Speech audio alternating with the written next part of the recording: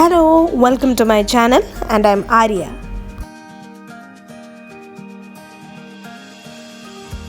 Expo vlogs are going strong, so let's go back in and see some more of it.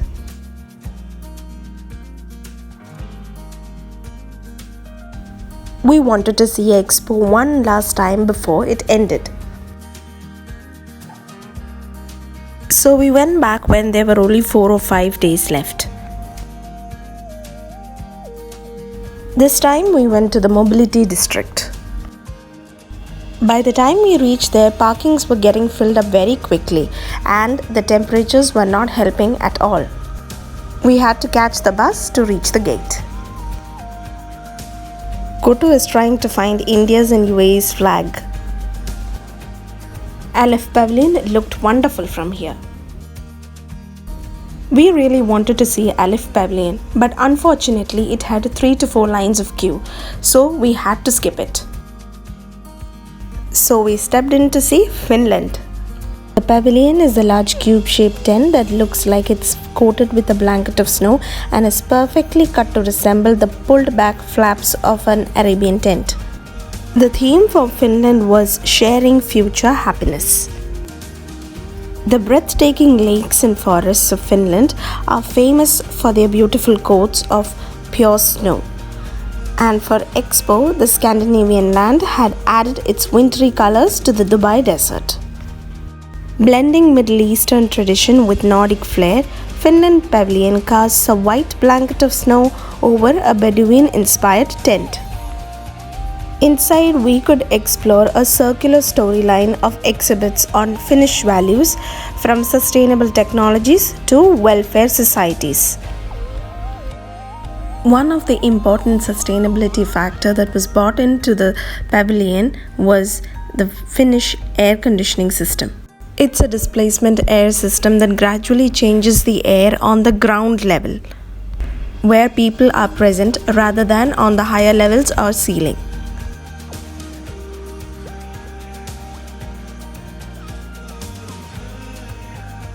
What we see here is vertical farming.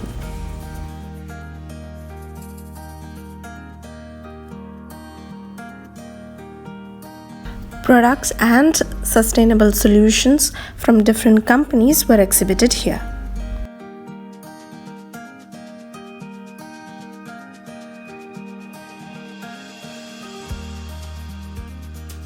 Finnish social security system offers every mother a maternity package and it ranges from 50 items.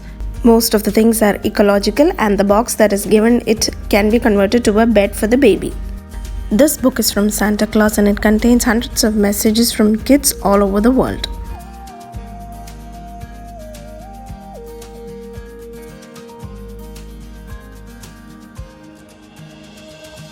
We went to see Algeria. The theme here is Voyage of Life.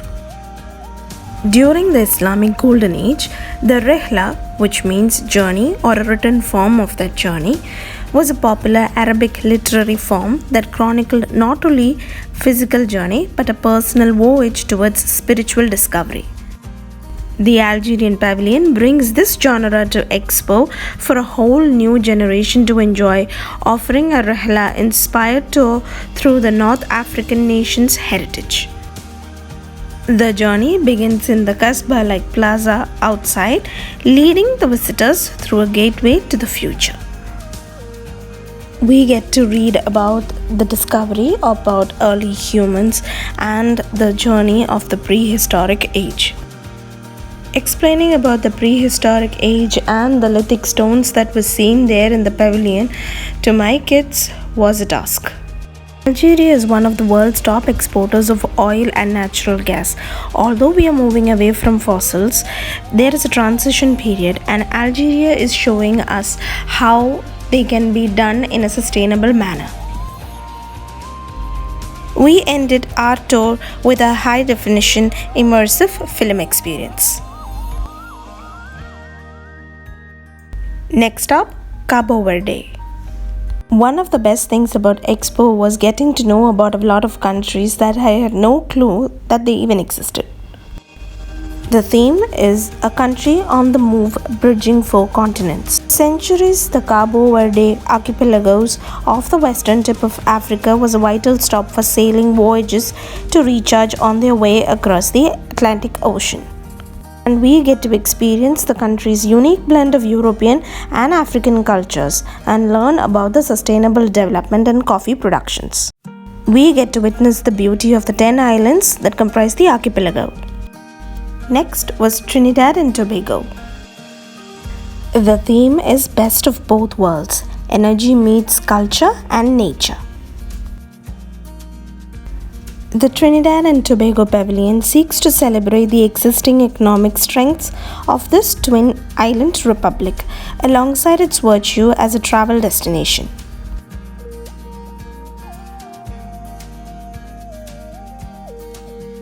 And we get to experience the cultural diversity of Trinidad and Tobago through art, craft, cuisine, and fashion. We also encounter the confluence of industry, heritage, and nature of the twin islands.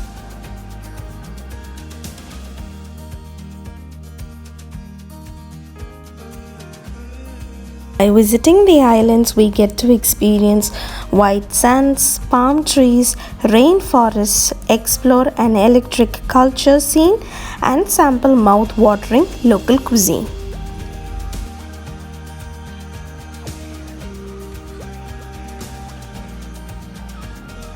What fascinated the kids the most were the carnival dresses that were on display.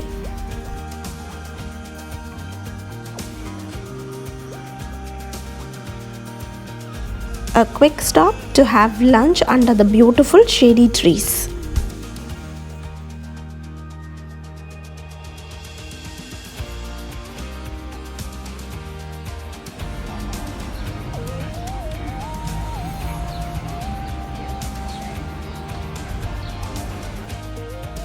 After lunch, we went to see Jordan.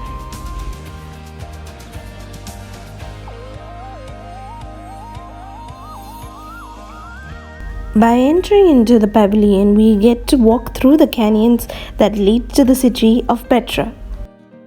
The theme was the thresholds of ingenuity. Youthful yet rich, with history innovative yet deeply traditional, Jordan seemingly blends modern ingenuity with the wisdom of traditional ancient culture. The Jordan Pavilion explores this existing duality through captivating exhibits filled with dramatic contrasts, light versus dark, antique versus new. Nowhere is this theme more evident than in the pavilion's magnificent entry portal, which uses clean, curvy lines to evoke the thick canyon that leads to the famed city of Petra. The pavilion truly gives us a sensory journey through ancient heritage and modern innovation. And here, kids were having great fun immersing in an installation on Jordan's landscape and cultural heritage.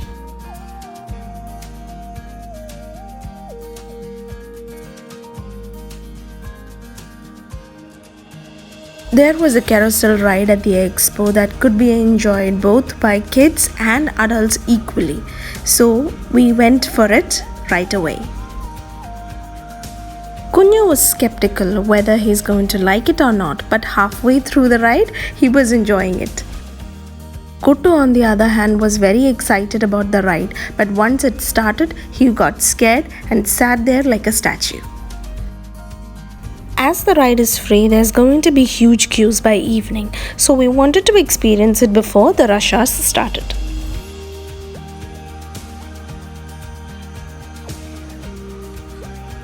Expo had lots of such parades every now and then.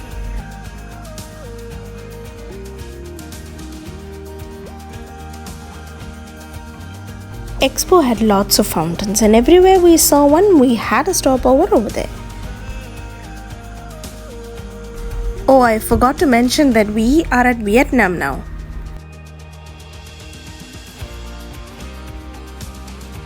The theme is a model of sustainable and balanced development.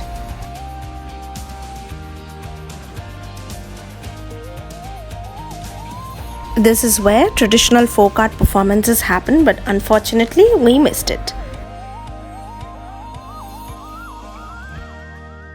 The fog-wreathed mountains and vibrant green paddies of Vietnam are places of deep tradition, housing ancient temples, centuries-old villages, and a wealth of unique cultural history. The pavilion aims to reintroduce visitors to the nation's rich heritage and highlight its investment potentials. This is the dragon head sculpture and Dong Sung bronze drum, which is a representation of the Dong Sung culture and the Red River civilization.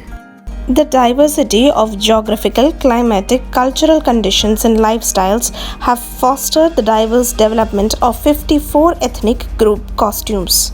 Traditional costumes is a signature to recognize and distinguish between ethnic groups. This is a statue of the Queen, who was the first author of bilingual synonym dictionary, and the statue of Thousand-Armed, Thousand-Eyed, who is the spirit of mercy and tolerance. Make in Vietnam is a term that demonstrates Vietnamese enterprise, determination, strategy and development reorientation, especially of digital technology once.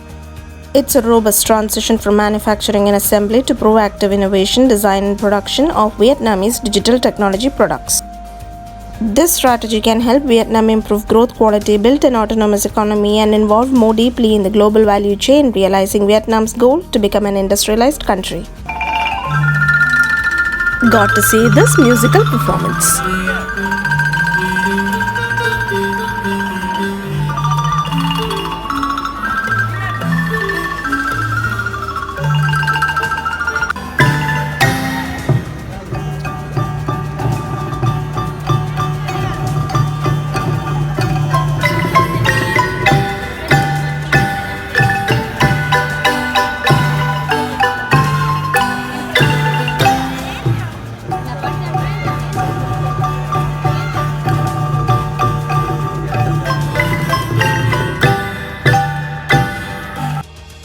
Next, we went to see Sri Lanka.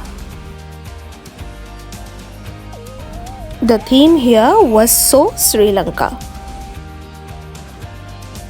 This South Asian island was once known by the name Ceylon, and that namesake tea is still grown in plantations across Sri Lanka. The Sri Lankan Pavilion leads us through many of the country's enticements, from hiking rainforest peaks to lounging on tropical beaches to trekking in ancient ruins.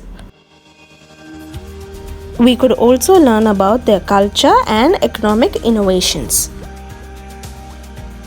The eye-catching water theme was designed by students from the University of Moratuwa, using the sinus flow of water to evoke the country's adaptability and ability to transform challenges into opportunities. One of the common things that we got to see here was the Raksha mask, which is a demon mask that are commonly featured in Raksha dance rituals and also used to ward off evil spirits in households. So that's it for today. Hope you liked the video. If so, do give us a thumbs up and do subscribe to watch more videos. Share it with your loved ones and don't forget to comment down below. Bye.